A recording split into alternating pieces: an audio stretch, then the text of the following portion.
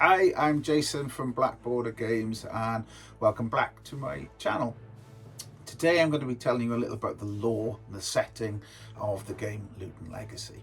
So Luton Legacy is focused on something called the Great Mountain.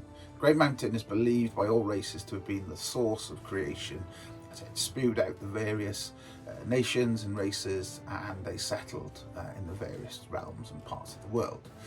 The last race to be created was the dwarves, and rather than being sort of shot off somewhere else, they decided to settle and colonise the Great Mountain itself.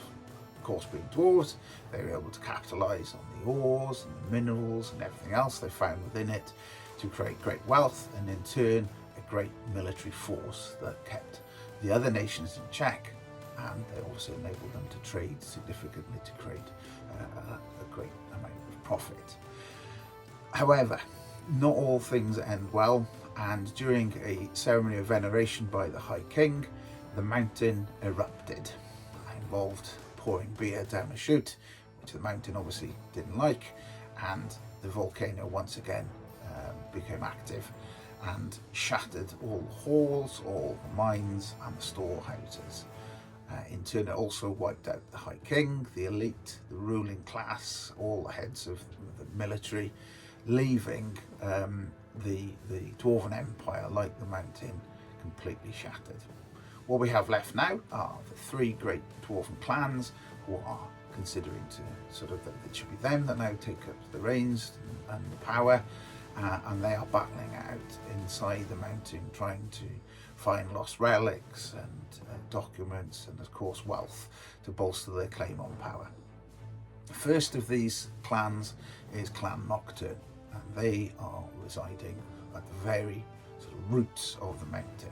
They're a very traditional, insular looking clan. They venerate the spirit of the mountain itself and hold it above all else.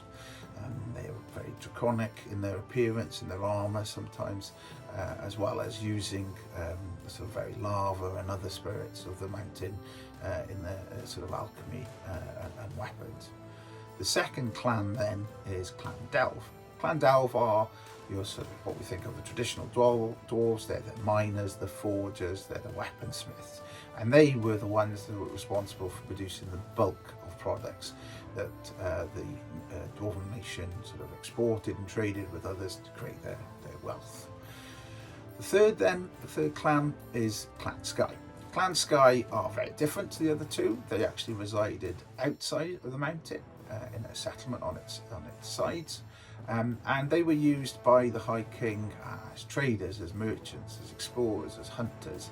So their outlook is very different from the two other clans, and also in turn their appearance.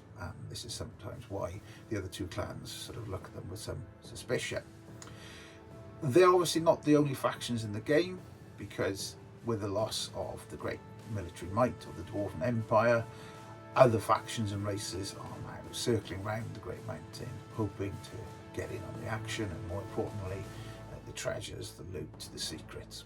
And these factions include Northern Raiders, Iron Hill Orcs, Baronies of Men, the Restless Dead, and many, many more. And these are the factions we'll be discussing, starting with the three dwarf clans in the next couple of videos, before then moving on to the game itself and its mechanics. So, hope you like what you hear. Please like and subscribe, and I'll see you soon.